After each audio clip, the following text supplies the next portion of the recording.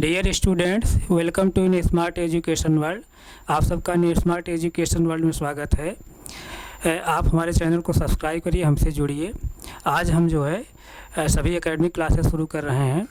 हम लोगों को जो है एकेडमिक क्लासेस ले आने में देरी हो गई, और उसका कारण ये था कि हमारे पास कुछ संसाधन नहीं थे और कुछ टेक्निकल इश्यूज था जिसको हम लोग समय से रिजॉल्व नहीं कर पाए। उसके लिए सभी मैं अभिभावकगण और सभी छात्र छात्राओं से मैं हाथ जोड़ कर माफ़ी मांग रहा हूँ। आप लोगों से मैं रिक्वेस्ट कर रहा हूँ, विनम्र निवेदन कर रहा हूँ कि आप लोग ज़्यादा संख्या में जुड़िए। हम लोग आप लोगों को विश्वास दिला रहे हैं कि हम यहाँ से जो है बहुत बेहतर से बेहतर कंटेंट हम लोग प्रोवाइड करेंगे। मैं देखता हूँ कि तमाम जो है ग्रामीण एरिया में तमाम जो है बहनें हमारी साइकिल से जो है 8 किलोमीटर 10 किलोमीटर जो है चलाकर कोचिंग लिए जाती हैं, बसों में जाती हैं, उनको तमाम जो है प्रॉब्लम होती है। तो मेरा जो है उद्देश्य यही है कि आप लोग जो है ऑनलाइन माध्यम से जो है एकदम गुणवत्तापूर्वक जो है शिक्षा जो है आप लोग घर पर ही बैठ कर लें। तो आप लोगों से मैं रिक्वेस्ट कर रहा हूँ कि आप लोग ज़्यादा संख्या में जुड़िए। सभी अभिभावकों से मैं रिक्वेस्ट कर रहा हूँ कि आप बच्चों को जो है सहयोग करिए और उनको जो है मोबाइल जो ज़रूर प्रोवाइड करिए, तो जिससे जो है अपनी जो है सभी पढ़ाई जो है घर पर ही कर सकें और उनको कोचिंग की ज़रूरत न पड़े। हम लोग यहाँ से जो है अच्छा से अच्छा जो है कंटेंट प्रोवाइड करेंगे। आज जो है हम क्लास 10th के लिए जो है हिंदी मीडियम की क्लास शुरू कर रहे हैं। उसमें जो है हम मैथ का क्लास शुरू कर रहे हैं। मैथ का जो हम सिलेबस लेकर चल रहे हैं हिंदी मीडियम में, उसमें एनसीईआरटी का हम बेस लेकर चलेंगे। एनसीईआरटी की बुक हम पढ़ाएंगे और उसके साथ साथ जो है यूपी बोर्ड बुक पढ़ाएंगे और जो है प्राइवेट जो बुकें हैं उसमें जैसे मैं मनोहर एक बुक लेकर चलूँगा। और उसके अलावा और जो बुक पढ़ रहे हो आप लोग, क्योंकि मैं देखता हूँ कि स्कूल में जो है तमाम स्कूल ऐसे हैं जहाँ अलग अलग बुकें चलाते हैं प्राइवेट की। तो आप लोगों में जितने छात्र छात्राओं हमारे हमको देख रहे हैं, मैं उनसे यही निवेदन कर रहा हूँ कि आपकी स्कूल में जो भी बुक चल रही हो, यानी एनसीईआरटी में जो बेस लेकर चल रहा है उसको, और जो यूपी बोर्ड जो सरकारी बुक है उसके अलावा मैं मनोहर एक ही भी बुक पढ़ा रहा हूँ। तीन बुक के अलावा जो है और जो बुकें आप लोग प्राइवेट पढ़ रहे हो, तो मैं आप लोगों से रिक्वेस्ट ही कर रहा हूँ कि इन तीनों बुक पढ़ाने के बाद जो भी कंटेंट जैसे बच रहा है, जैसे कोई क्वेश्चन और एक्स्ट्रा दिया है उस बुक में, कोई एग्जाम्पल और एक्स्ट्रा दिया है, तो आप लोग मैं रिक्वेस्ट कर रहा हूँ कि उस एग्जाम्पल को और उस जो है क्वेश्चन को जो है आप कमेंट बॉक्स में आप जो है वहाँ कमेंट बॉक्स में आप डालिए उसको क्वेश्चन को। और अभी जो है हम आपको टेलीग्राम से भी अटैच कर देंगे और व्हाट्सअप नंबर अपना हम जारी कर देंगे। आप व्हाट्सअप नंबर पर भी आप जो है उस क्वेश्चन को आप भेज सकते हैं, तो हम लोग यहाँ सलूशन उसको ज़रूर प्रोवाइड करेंगे। तो आज हम लोग क्या शुरू कर रहे हैं, मैथ की जो है क्लास हिंदी मीडियम शुरू कर रहे हैं। मैथ की हिंदी क्लास में हम लोग एनसीईआरटी की जो बुक है उसी को हम लोग बेस लेकर चलेंगे। तो ये एनसीईआरटी की जो बुक है, जैसे देखिए आप ओपन करिए, हाँ एनसीईआरटी जैसे देखिए यहाँ पर ये बुक लगी है, ये आप बुक आप लोगों के पास होगी। तो यही बुक जो है हम लोग लेकर चलेंगे। इसका सिलेबस जो है हम लोग देख लेते हैं विशेष सूची के माध्यम से। अभी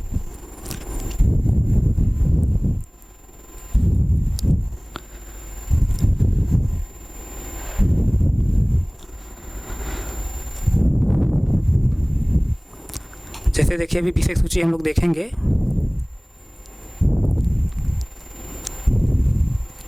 देखिए एनसीईआरटी बुक है, आप लोगों के पास होगी, अगर नहीं हो तो आप लोग एनसीईआरटी बुक जरूर खरीद लीजिए इसको।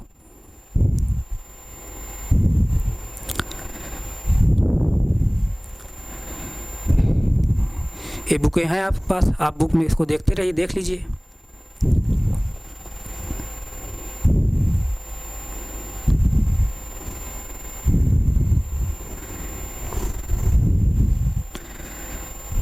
जैसे देखिए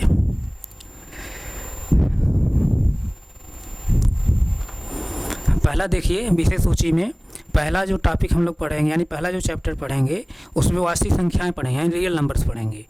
इसी तरह जैसे देखिए दूसरा जो टॉपिक है, यानी दूसरा जो चैप्टर है बहुपद है, और तीसरा जो चैप्टर है दो चरवाए रैखिक समीकरण के युग्म है, उसको हम पढ़ेंगे।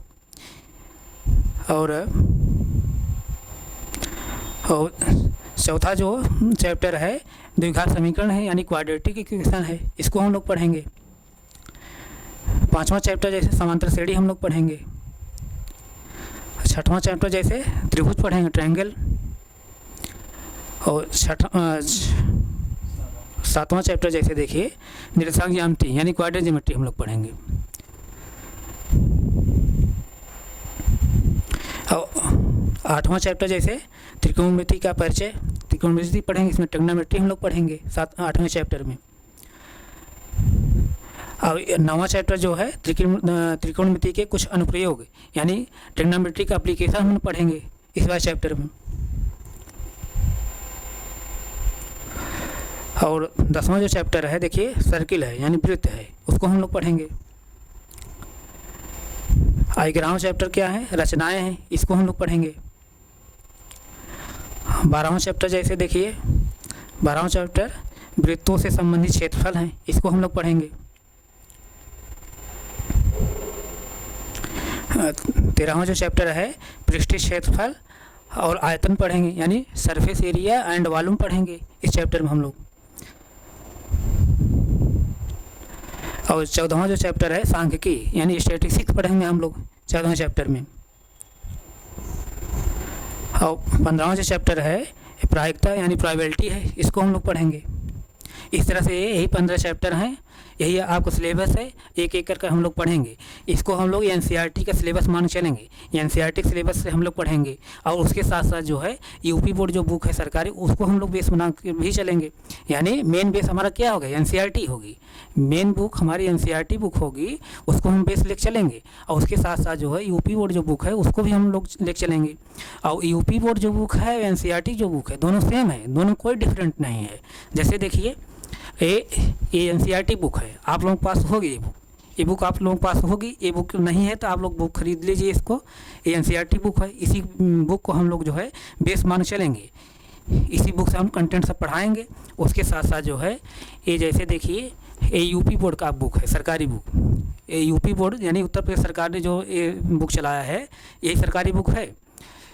यूपी बोर्ड जो सरकारी बुक है एकदम सेम एनसीईआरटी बुक पर आधारित है, यानी जो उसमें कंटेंट है सेम कंटेंट इसमें है, उसमें आप कन्फ्यूजन होने की जरूरत नहीं है।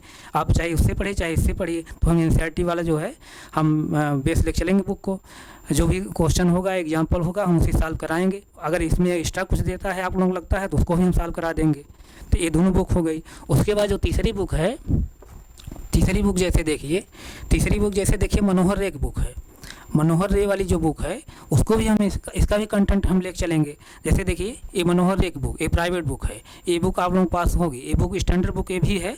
तो जैसे एनसीईआरटी के अलावा और यूपी बोर्ड के अलावा जो और कंटेंट जैसे और क्वेश्चन जैसे एग्जाम्पल इसमें अगर एक्स्ट्रा दिया है तो इसका एग्जाम्पल और क्वेश्चन हम इसको भी पढ़ा देंगे। यानी कहने का सेंस यहाँ पर ये है कि एनसीईआरटी की जो बुक है क्लास 10th की और यूपी बोर्ड जो बुक है दोनों बुक सेम है।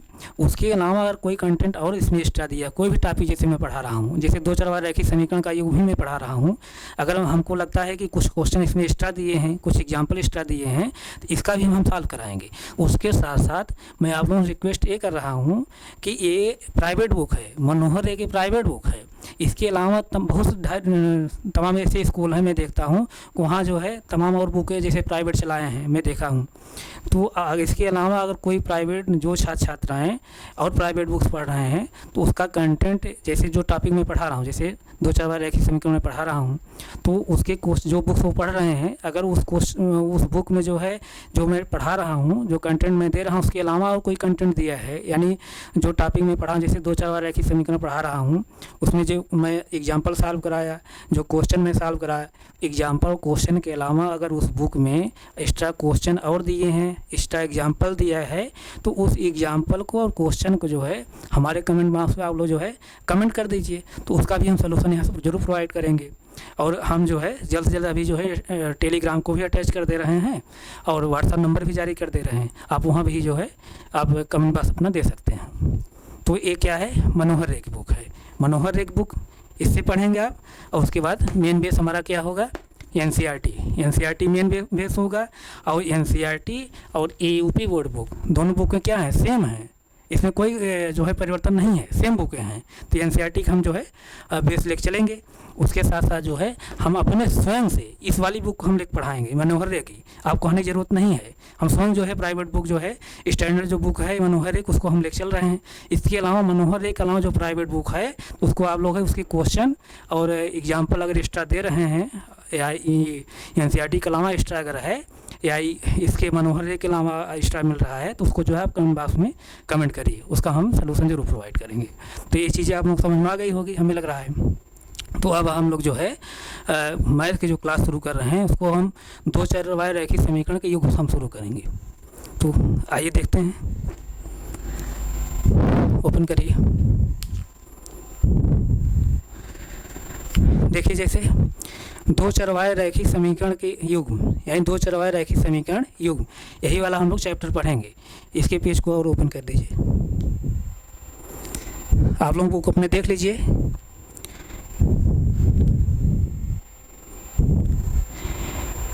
जो भी क्लासें आप देखेंगे इसी तरह से हम पूरी बुक हम खोल कर पढ़ाएंगे, आप लोग कोई कन्फ्यूजन होने की ज़रूरत नहीं है। और जो भी कमियां आप लोगों को लगती हैं, आप लोग से मैं यही रिक्वेस्ट कर रहा हूं, अभिभावकगण से भी मैं रिक्वेस्ट कर रहा हूं और सभी छात्र छात्राओं से भी मैं रिक्वेस्ट कर रहा हूं, जो भी कमी आप लोगों को लगे, जो भी कुछ सुझाव आप देना चाह रहे हैं और बेहतर क्या किया जा सकता है, आप लोग कमेंट बॉक्स अपना सुझाव जरूर दीजिए। जितना से बेहतर हो सकता है उतना से बेहतर हम यहाँ से कंटेंट प्रोवाइड करने की कोशिश करेंगे।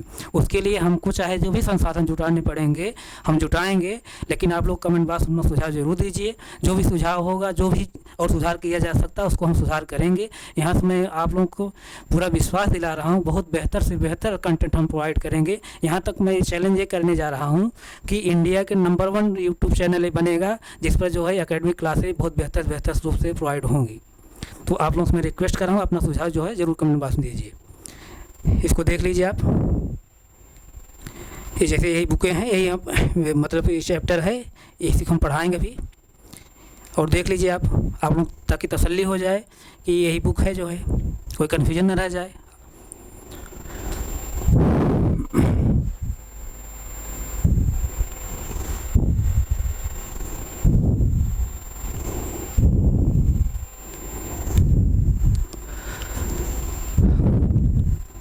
आप लोग ज़्यादा संख्या में जुड़िए। हम लोग क्लास लेट कर दिए हैं ज़रूर जो है, लेकिन हम यहाँ से जो है बहुत बेहतर से बेहतर कंटेंट प्रोवाइड करेंगे। अभी हमारी क्लासेस शुरू कर रहे हैं, जैसे जैसे आप जुड़ेंगे जितनी संख्या में हम और भी क्लासेस शुरू करेंगे, साइंस की भी और इंग्लिश की भी, जितनी भी क्लासें हैं सब क्लासें अभी शुरू होंगी।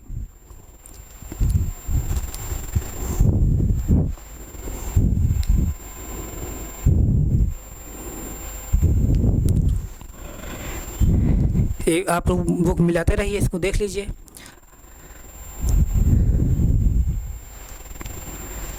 यही सब टॉपिक हम पढ़ेंगे पहली बार, यानी यहीं से 2 चरवाए रैखिक समीकरण के युग हम शुरू कर रहे हैं। उसके बाद इसी सीक्वेंस से अलग अलग चैप्टर हम लोग पढ़ेंगे। और आपको मैं ये भी विश्वास दिला रहा हूँ कि कोई भी एग्जाम्पल नहीं छूटेगा, सभी एग्जाम्पल का सलूशन हम बताएंगे।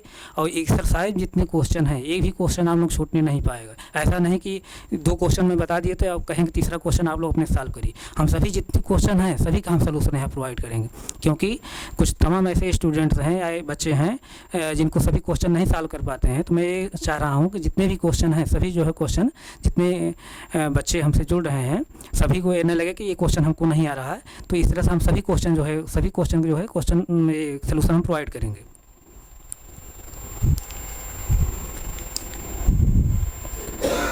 रहने दीजिए, ठीक है ना। तो आइए हम लोग जो है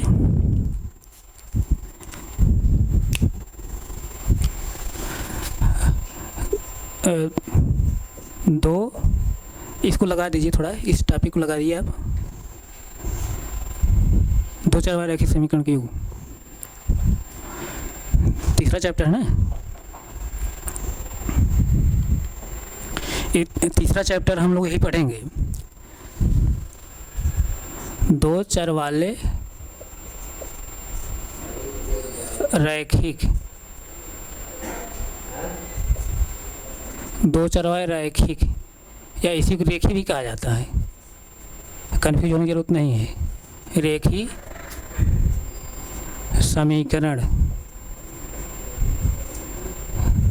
का युग्म,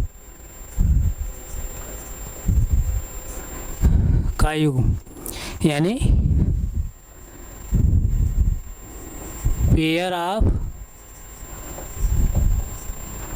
linear equation in two variable.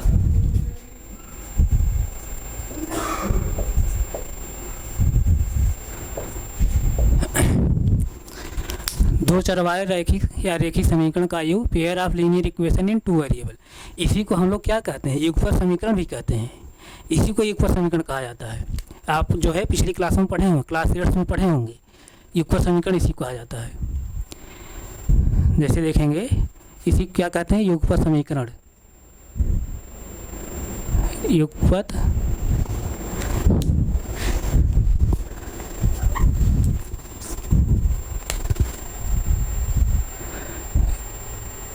युगपत समीकरण।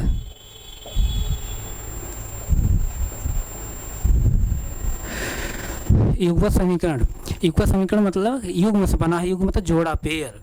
और इसमें हम क्या पढ़ेंगे, दो चरवाहे जो रैखिक समीकरण होते हैं उनके पेयर पढ़ेंगे, यानी दो दो इक्वेशन उसमें दिया रहेगा, उसी को हम लोग सॉल्व करेंगे इस वाले चैप्टर में।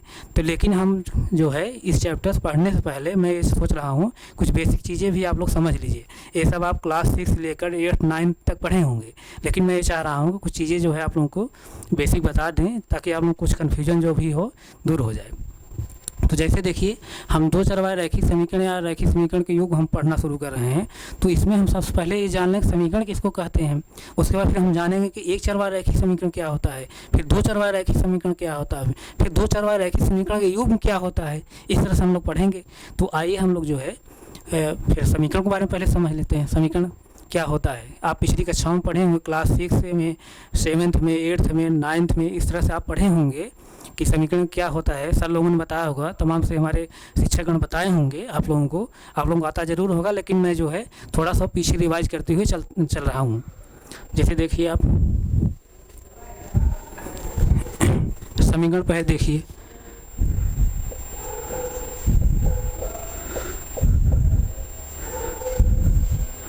समीकरण इसी को हम क्या बोलते हैं इंग्लिश में, अगर देखेंगे तो इक्वेशन बोला जाता है।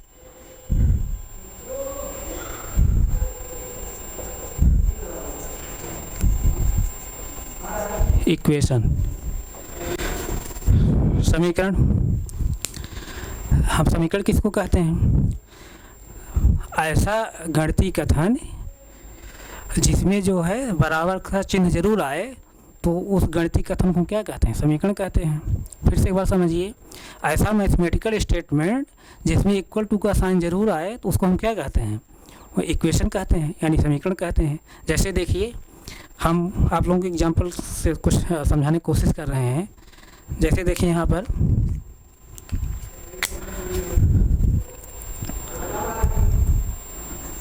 x is less than 9। अगर कोई आपसे कह रहा है कि x is less than 9, x जो है 9 से छोटा है, तो क्या इक्वेशन है, समीकरण है? नहीं, समीकरण नहीं है। क्यों नहीं है? कि इसमें इक्वल टू साइन नहीं दिख रहा है आपको, यानी बराबर का चिन्ह नहीं दिख रहा है, बल्कि तभी इक्वेशन नहीं है। क्या है, बल्कि ये क्या है, एक गणितीय कथन है, यानी मैथमेटिकल स्टेटमेंट है। मैथमेटिकल स्टेटमेंट है यानी गणितीय कथन है, इक्वेशन नहीं है, क्योंकि इसमें इक्वल टू का साइन नहीं है। इसी तरह जैसे कोई कहे कि x + 4 इज ग्रेटर दैन 15, इस तरह से अगर जैसे कोई आपसे कह रहा है कि x + 4 इज ग्रेटर दैन 15, तो इसमें देखिए इक्वल टू साइन है, नहीं है, इक्वल टू साइन नहीं लग रहा है इसमें, यानी नहीं दिखाई दे रहा है, बल्कि किसका साइन है, ग्रेटर दैन साइन है। तो इक्वल टू साइन यहाँ पर नहीं है, तो इसलिए इस कथन को, यानी इस गणितीय कथन को हम समीकरण नहीं कहेंगे, बल्कि क्या है, एक गणितीय कथन है, यानी मैथमेटिकल स्टेटमेंट है, ये इक्वेशन नहीं है। लेकिन जैसे देखिए, अगर कोई कह दे x + 5 = जैसे 10 कह दे, इस तरह से x + 5 = 10 अगर कह दे, तो अब यहाँ देखिए ये भी गणितीय कथन है, लेकिन इस गणितीय कथन में इक्वल टू साइन है। इक्वल टू जब साइन है तो क्या है, ये इक्वेशन है, यानी x + 5 = 10, यानी x + 5 = 10।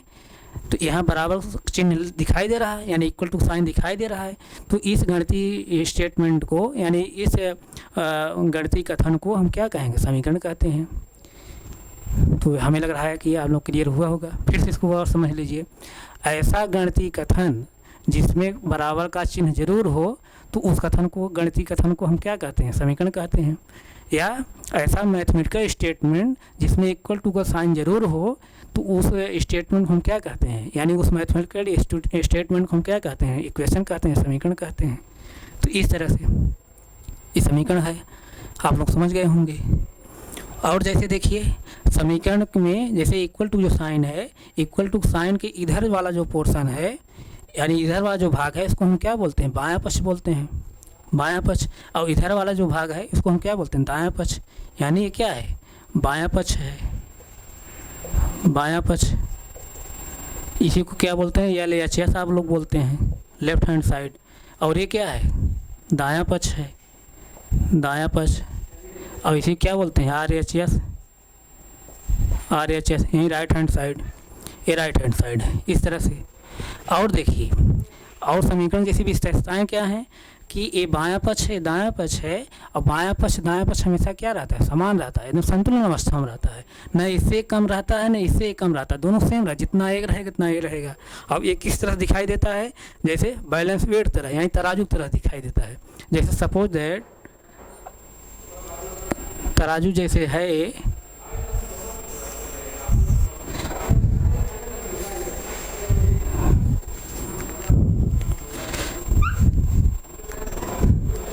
ये देखिए ये तराजू है। सपोज दैट इसमें 2 kg का वेट रखा गया है, यानी बाट रखा गया है। ये भी इसमें 2 kg का बाट रखा गया है। जब 2 kg का बाट रखा जाएगा तो तराजू क्या होगी, एकदम संतुलन अवस्था में होगी, यानी इसका बायां पक्ष और इसका दायां पक्ष क्या होगा, एकदम समान होगा, एकदम संतुलन अवस्था में रहेगा। इसी तरह जो है समीकरण हमेशा बायां पक्ष दायां पक्ष क्या होता है, समान रहता है, न एक कम रहेगा न एक ज़्यादा रहेगा, इस तरह दोनों सेम रहेगा। तो ये चीज़ें आप लोगों को समझ जरूर आ रही होगी। और जैसे देखिए समीकरण क्या होता है, समीकरण में जो कोई भी समीकरण रहेगा, उस समीकरण के बाएं पक्ष में और दाएं पक्ष में किसी समान संख्या से, समीकरण के बाएं पक्ष और दाएं पक्ष में किसी समान संख्या से आप चाहे गुणा करिए, चाहे भाग दीजिए, चाहे जोड़िए, चाहे घटाइए, तो समीकरण के मान पर कोई प्रभाव नहीं पड़ता है। एक बार इसको फिर समझिए। किसी समीकरण के दोनों पक्षों, यानी बाएं पक्ष और दाएं पक्ष में कोई भी मैथमेटिकल ऑपरेशन आप करिए। मैथमेटिकल ऑपरेशन का सेंस यहाँ पर ये है कि गणितीय संक्रियाएँ, यानी जोड़ घटाना गुणा भाग, किसी समीकरण के दोनों पक्षों में चाहे जो गणितीय संक्रियाएं आप करिए, यानी जोड़ घटान गुणा भाग करिए और समान संख्या के साथ करिए, तो उस इक्वेशन यानी समीकरण के मान पर कोई प्रभाव नहीं पड़ता है। जैसे सपोज दैट जैसे अगर इस समीकरण के बाएं साइड में जैसे हम 4 से गुणा कर दे रहे हैं, यानी फोर्स मल्टीप्लाई कर दे रहे हैं, और दाहिने साइड में भी फोर्स मल्टीप्लाई कर रहे हैं, तो इक्वेशन के मान में कोई प्रभाव नहीं पड़ेगा। लेकिन अगर हम इधर फोर्स कर रहे हैं, इधर 3 कर दे रहे हैं, तब समीकरण के मान पर प्रभाव पड़ेगा, यानी इक्वेशन क्या होगा, बैलेंस नहीं होगा, संतुलन नहीं होगा। ये वाला पक्ष ज़्यादा हो जाए क्योंकि 3 मल्टीप्लाई कर रहे हैं, और इधर वाला पक्ष क्या हो जाए, कम हो जाए क्योंकि 3 मल्टीप्लाई कर, इधर फोर्स मल्टीप्लाई कर रहे हैं, ये ज़्यादा हो जाएगा, इधर 3 मल्टीप्लाई कर देंगे कम हो जाएगा, यानी बैलेंस में नहीं है। तो कहने का सेंस यहाँ पर है, जो भी हम प्रक्रिया करेंगे, जो भी प्रोसेस करेंगे, चाहे जोड़ेंगे, चाहे घटाएंगे, चाहे गुणा करेंगे, चाहे भाग करेंगे, किसी संख्या से दोनों पक्षों में करेंगे, दोनों पक्षों में अगर वही प्रोसेस करेंगे तो समीकरण के मान पर कोई प्रभाव नहीं पड़ता है। ये चीज़ें आप समझ गए होंगे, यहाँ तक कोई कन्फ्यूजन नहीं होगा। और जैसे देखिए सबसे महत्वपूर्ण जो चीज़ है, सबसे महत्वपूर्ण चीज़ ये है, जो इक्वेशन में वेरिएबल प्रयोग किया जाता है, यानी चर जो प्रयोग किया जाता है, चर के एक निश्चित मान के लिए ही इक्वेशन क्या होता है, सेटिस्फाई होता है। यानी जो वेरिएबल है उसके एक यूनिक वैल्यू के लिए, उसके एक यूनिक वैल्यू के लिए इक्वेशन सेटिस्फाई होता है, यानी बाएं पक्ष दाएं पक्ष क्या होता है, समान होता है। भिन्न भिन्न मानों के लिए, यानी जो इक्वेशन दिया गया, जो समीकरण दिया गया है, उसमें जो चर प्रयोग किया गया है, उसके चर के भिन्न भिन्न मान के लिए इक्वेशन सेटिस्फाई नहीं होता है, बल्कि एक निश्चित मान के लिए, एक यूनिक वैल्यू के लिए, एक अद्वितीय मान के लिए इक्वेशन सेटिस्फाई होता है। जैसे सपोज दैट यहाँ इस इक्वेशन में, इस समीकरण में x वेरिएबल है, x वेरिएबल जब है तो यक्स के एक निश्चित मान के लिए ही बाएं पक्ष दाएं पक्ष समान होगा, भिन्न भिन्न मान के लिए बाएं पक्ष दाएं पक्ष समान नहीं होगा। ऐसा नहीं कि चाहे जो भिन्न भिन्न वैल्यू आप रखते जाइए बाएं पक्ष दाएं पक्ष समान होगा। चाहे आप जो है इसको चेक करके आप देख सकते हैं। जैसे देखिए, जैसे मैं x इक्वल टू 1 ले रहा हूँ, x इक्वल टू 1 लेंगे तो 1 + 5 इक्वल टू 10। अब 5 + 1 जब ऐड करेंगे तो क्या हो जाएगा, 6 हो जाएगा। और इधर कितना होगा, 10, यानी बाएं पक्ष में 6 है और दाहिने साइड में क्या है, 10 है। इक्वेशन समान नहीं हो रहा है, यानी x इक्वल टू 1 पर इक्वेशन सेटिस्फाई नहीं हो रहा है। अब देखिए, x इक्वल टू मैं 2 रख रहा हूँ, तो x पोजीशन क्या रखेंगे, 2 और +5 इक्वल टू इधर राइट साइड में क्या है, 10 है। अब 5 + 2 जब ऐड करेंगे कितना हो जाएगा, 7 हो जाएगा, 7 होगा। और इधर कितना होगा, 10 होगा, इधर 10 होगा।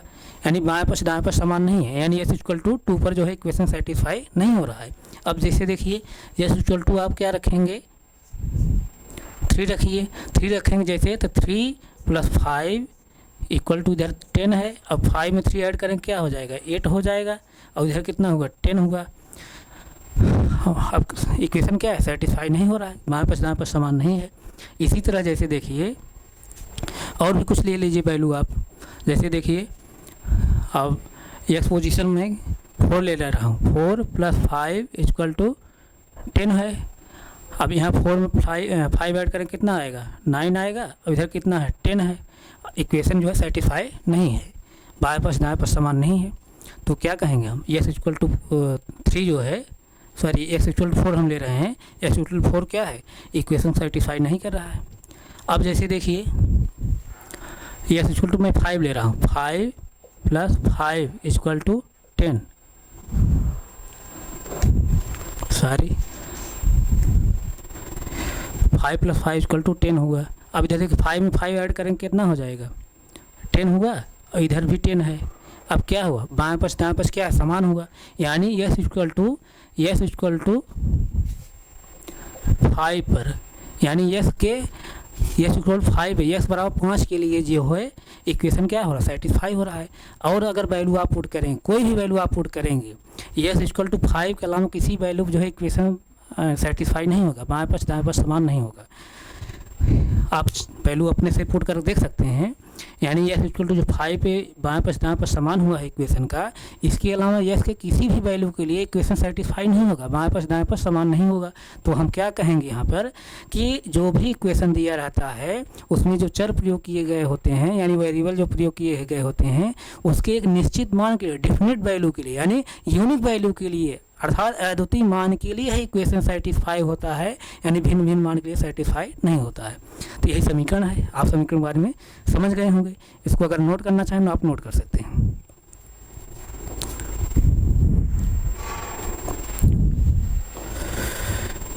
नोट कर लीजिए इसको।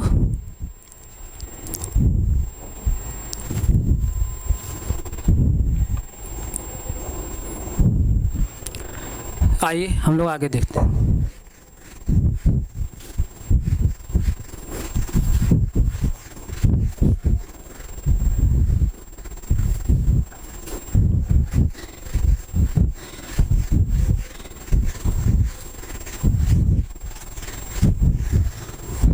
अभी हम लोग क्या पढ़े हैं, समीकरण जाने हैं।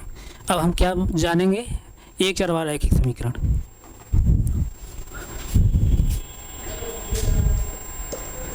एक चर वाले रैखिक समीकरण, रैखिक या इसे रेखिक कहते हैं।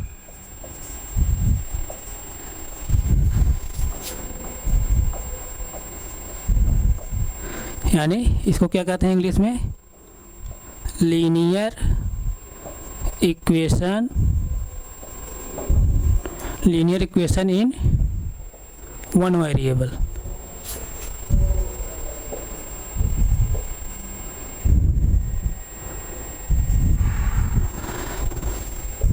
एक चर वाला रैखिक समीकरण। अब जैसे देखिए, एक चरवाहा रैखिक समीकरण पढ़ लीजिए, क्योंकि हम लोग पढ़ना क्या चाह रहे हैं, दो चरवाहा रैखिक समीकरण या रैखिक समीकरण के युग्म यानी pair of linear equation two variable हम पढ़ना चाह रहे हैं। तो टू वेरिएबल्स पहले जान लें कि वन वेरिएबल वाला इक्वेशन क्या होता है, उसको समझ लें, क्योंकि आप पिछली क्लासों में पढ़े होंगे, हमें उम्मीद है आप लोग जानते भी होंगे, लेकिन हम सोच रहे हैं कि एक आध क्लास में जो है मैं पिछली चीज़ों को थोड़ा बहुत रिवाइज करते हुए तब चलूँ, ताकि आप लोग जो है कोई भी कन्फ्यूजन हो तो आप लोग दूर हो जाए। जैसे देखिए, एक चरवाहा रैखिक जो समीकरण है उसको हम पहले देख लेते हैं। तो एक चरवाहा रैखिक समीकरण हम किसको कहते हैं, ऐसा समीकरण, अभी समीकरण बारे में आप जाने हैं समीकरण आप जान गए, अब क्या जानेंगे, एक चरवाहा रैखिक समीकरण, ऐसा समीकरण जिसमें एक चर प्रयोग किया गया हो और जो चर प्रयोग किया गया है उस समीकरण में उसकी अधिकतम घात यानी मैक्सिमम पावर क्या होनी चाहिए, एक होनी चाहिए। अगर ये कंडीशन फॉलो हो रही है तो वो समीकरण क्या कहलाता है, एक चरवाहा रैखिक समीकरण यानी linear equation in one variable. जैसे देखिए आप, जैसे x + 4 = सपोज दैट जैसे 8 है, x + 4 = 8। अब इसको आप चेक करिए, क्या ये एक चरवाहा रैखिक समीकरण है। तो एक चरवाहा रैखिक समीकरण में क्या बता रहा हूँ, ऐसा समीकरण जिसमें सिर्फ एक चर प्रयोग किया गया हो। तो एक चर प्रयोग किया गया है, सिर्फ एक चर और कोई चर नहीं है, यानी एक वेरिएबल है। ऐसा समीकरण जिसमें एक चर प्रयोग किया गया हो, एक चर प्रयोग किया गया है, और उसके बाद क्या कह रहा हूँ मैं कि जो चर प्रयोग किया गया समीकरण में उसकी मैक्सिमम पावर कितनी होनी चाहिए, एक होनी चाहिए, यानी 1 होनी चाहिए। यानी उस जो चर प्रयोग किया गया है, वेरिएबल प्रयोग किया गया, उसकी घात मैक्सिमम कितनी होनी चाहिए, 1 होनी चाहिए। तो अब यहाँ देखिए, यस की घात कुछ दिखाई आपको नहीं दे रही है, तो कुछ जब नहीं दिखाई दे रही इसका मतलब क्या है, यहाँ पर 1 है, इसकी घात कितनी है, 1 है, यानी पावर इसका मैक्सिमम कितना है, 1 है। तो कंडीशन फॉलो हो रही है कि कहने का सेंस क्या, ऐसा समीकरण जिसमें एक चर प्रयोग किया गया हो, इसमें एक चर, ऐसा समीकरण है कि इसमें एक चर प्रयोग किया गया है और इस चर जो चर इसमें जो प्रयोग किया गया है उसकी मैक्सिमम घात कितनी है, 1 है। जब 1 है इसकी मैक्सिमम घात, तो कंडीशन दोनों फॉलो हो रही हैं। तो इसका मतलब हम क्या कहेंगे, एक चरवाहा रैखिक समीकरण है। इसको थोड़ा सा एक बार आप समझ लीजिए। आप ऐसा समीकरण जिसमें एक चर प्रयोग किया गया हो और जो समीकरण चर प्रयोग किया गया हो उसकी मैक्सिमम पावर या मैक्सिमम घात कितनी होनी चाहिए, 1 होनी चाहिए। अगर ये कंडीशन फॉलो हो रही तो उस समीकरण हम क्या कहेंगे, एक चरवाहा रैखिक समीकरण। जैसे ये समीकरण दिया गया है, आपको एग्जांपल तो मैं बता रहा हूँ, x + 4 = 8 दिया गया है। इस समीकरण में एक वेरिएबल यानी एक चर दिया गया है, वो चर क्या है, x है, और जो चर दिया गया है उसकी मैक्सिमम पावर यहाँ पर क्या है, 1 है, मैक्सिमम पावर 1 है। तब हम क्या कहेंगे, ये जो समीकरण दिया गया है क्या एक चरवाहा रैखिक समीकरण है। तो आप लोग समझ में आ गया होगा। इसको मैं एक बार फिर रिवाइज कर दे रहा हूँ। ऐसा समीकरण जिसमें सिर्फ एक वेरिएबल प्रयोग किया जाता हो और जो वेरिएबल प्रयोग किया जाता है उसकी मैक्सिमम पावर यानी मैक्सिमम घात यानी मैक्सिमम घात जो हो क्या हो, 1 हो, यानी मैक्सिमम पावर जो हो क्या हो, 1 हो। तो उस समीकरण को क्या कहते हैं, एक चरवाहा रैखिक समीकरण कहते हैं। तो इसको आप नोट कर सकते हैं, एक चरवाहा रैखिक समीकरण है। आप नोट करिए, इसके आगे मैं और चल रहा हूँ। तो मैं आज फिर ये एक चरवाहा रैखिक समीकरण है, इसके आगे जो है हम दो चरवाहा रैखिक समीकरण अगली क्लास में बताएंगे। आज मैं यहीं तक रख रहा हूँ और आप लोग से मैं रिक्वेस्ट कर रहा हूँ ज़्यादा संख्या में आप जुड़िए। जो है आप लोगों में विश्वास दिला रहा हूँ कि हम यहाँ से जो है बहुत बेहतर से बेहतर कंटेंट प्रोवाइड करेंगे। और आप लोग कमेंट बॉक्स में अपना सुझाव दीजिए, जितना से बेहतर हम कर सकते हैं उतना से बेहतर करने की कोशिश करेंगे।